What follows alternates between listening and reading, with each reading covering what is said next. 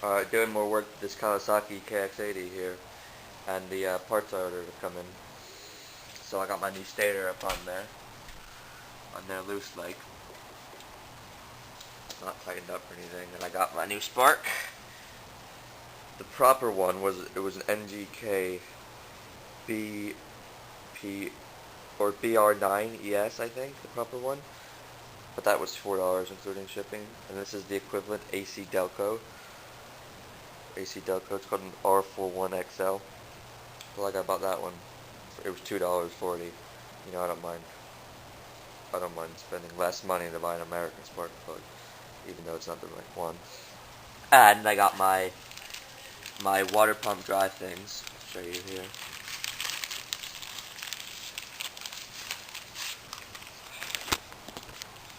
This here is the gear that was all mangled up on the transmission. That's cool. It drives the water pump. And that's an impeller, which I didn't really need, but it was cheaper to buy both of them. So I got that, which is pretty sweet. So I'm going to go ahead and put that stator back on, loose like, and check for a spark. So I checked for a spark, and there isn't one, which is a shame. So I traced these lines here, the line that these wires that come from the stator, and you see this thing is not plugged into anything, which is a pain in the ass. And I'm pretty sure it plugs in up there to that coil pack thing. So I'm gonna take the tank off and then see if I see what I can do with that. These bolts are 11mm. Who does that? So I can see they're all up now, and I see where these plugs are supposed to go. You see there's that little antler there, and then I'm going to take this antler, and that bitch plugs up in there, and I'm thinking this one is for the kill switch, I think. So just route it through. I guess maybe that's supposed to go back here, eh? Yeah, that sounds about right. I wonder why anyone would have freaking unplugged this thing in the first place. Not there's any reason to do that ever, unless the CDI is broken, which it wasn't because the stator was broken. But I don't know, people do stupid things to bikes. Put that through there. Yeah, might have set the camera down to plug that in. Well, I plugged in the plug that goes from the stator assembly to the CDI. And I got the seat and tank back on, and now let's check for a spark. Out this goof film. Let me teach you. Come over here real quick. What side? This side. I'd fit in this small gap. See? The plug right there. Ground out the plug. That's sparking. Oh, let me get closer.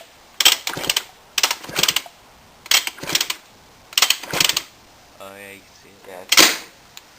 So we got spark now. Apologize for hitting you in the face with that handlebar. So I'm going to rebuild the water pump, and then she should be ready to go. Well, I got the clutch cover off again here, and I took off the clutch itself, took off the circlip here, and I pulled off the clutch drive gear, and there's the little water pump drive gear behind that. I put the new water pump gear in. Awesome, huh? And the clutch push rod wasn't working properly, and the reason for that is because, here, let me show you. Son of a bitch. Friggin' clutch won't, doesn't want to come apart. There we go.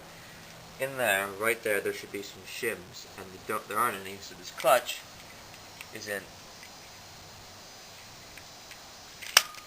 it's not coming out far enough along here, right? So that's where we are with that. So I'm gonna go ahead, drive down to the Harbor Freight Fools, not Harbor Freight Fools. Well, there too, because they're having a sale today. But I'm gonna go over to the hardware store and get myself some shims. And then yeah, it looks like everything will work on this bike when I get that together. Sweet. Well, it's been 2 days, or 3 days rather. It's Wednesday now. And I finally got the clutch back together.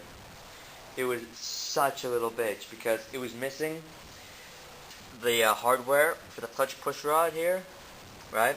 It's got a very specific amount of spacing that pulls the clutch out off the shaft that it's on, which goes into the gearbox and at the primary, or the I guess funnel drive you call it. and getting it to work properly was such a pain in the ass. You had to, I had to get it so the actual clutch thing, you know, the push rod would actually work properly, because it would seem like one time, you know, the clutch wouldn't engage, and the clutch wouldn't disengage, and it was just, or the cover wouldn't go back on. It was such a pain in the ass to do.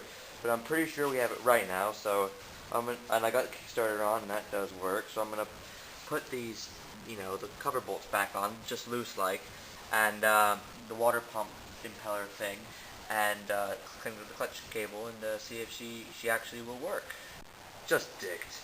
So, after many hours of work, the Kawasaki KX80 is finally, probably will run. We haven't started it yet, but we're going to right now, and hopefully it'll run. And yeah, it's just been forever putting the clutch pad together, and doing the water pump, and doing the rad, spark plug, stator, all that garbage. Camera's out to die. Just got 20-to-1 mix in it, which is too fat, but it's alright. So before the camera dies... I'm like breathing antler Mike in these videos. Yeah, you're like bam. So here we are. Our JD KX80 after a couple weeks of work. Everything's back together. We're going to see if it'll run.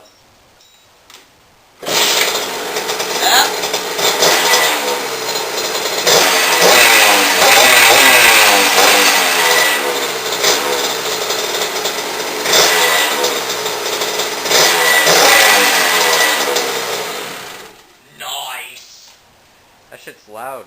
Yeah, it's smoky too, but it's probably... Yeah, your neighbor's probably calling the cops by now. Dude, we gotta close up the garage. You gotta get out of here, bro. Oh, yeah. Yeah, so, that's how you fix a KX80 with them, and do the clutch and all that shit. Even this wasn't a how-to video, but we should go. Thanks for watching.